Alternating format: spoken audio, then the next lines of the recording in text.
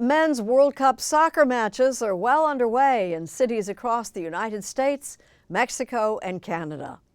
The U.S. team kicked off its tournament with a win on Friday in Los Angeles, a city that's marking the occasion, as Luke Burbank shows us, with a very different sort of art exhibit now on display.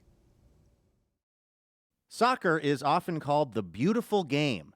And as the World Cup is played out in 16 North American cities over the next month, there's a bit of irony that one of the sport's most beautiful depictions will be made out of these.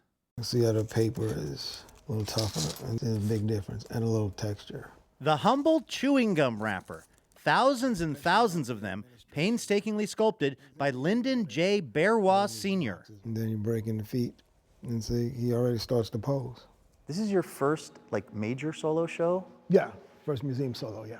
All on display at the Los Angeles County Museum of Art as part of Fútbol Is Life, animated Sportraits, where Barrois captures iconic moments from nearly 100 years of the World Cup. Like from 1934, the whole politics of fascism in Italy, and then just contrast that again with moments, USA moments, winning and losing in terms of a men's game here, oddly enough against Iran, in context of what's going on now. Barrois says the World Cup has always been a bigger story than just sports. It's about politics and culture and global power. Meanwhile, his story, that starts 60-plus years ago in New Orleans as an imaginative kid with limited art supplies. I started because my mom chewed tons of gum. And so when she would, one day when, I'd discard the paper, the wrappers, I just picked it up and I just realized that it's two materials that I really love, paper and foil, and they were, meshed together. So, and then I realized if I sculpted it with the paper side out, then I take my markers and color it. I was like, oh, okay, so I got it. That's the whole thing I'm making. I can make animals, I can make people. Barrois became known for his gum wrapper creations, but he didn't stop there, going on to art school and a successful career as an animator and director, working on special effects for everything from the Matrix franchise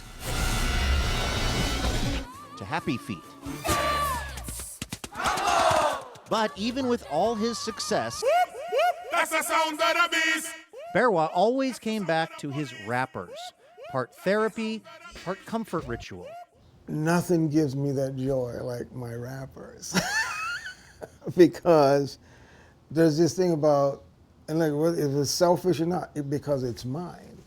One of the first things is the craftsmanship of how these miniature sculptures are made with such detail, and they're so expressive.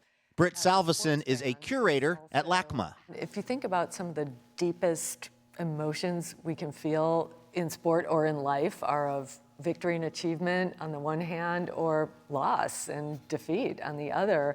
And you can feel that in these tiny figures, their postures, the way they're turning towards one another or away from one another, teams supporting each other, celebrating or commiserating. These are really deeply human emotions that are captured in these sculptures.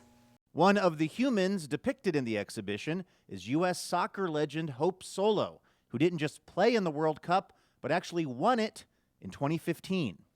Am I surprised to be on a gum wrapper?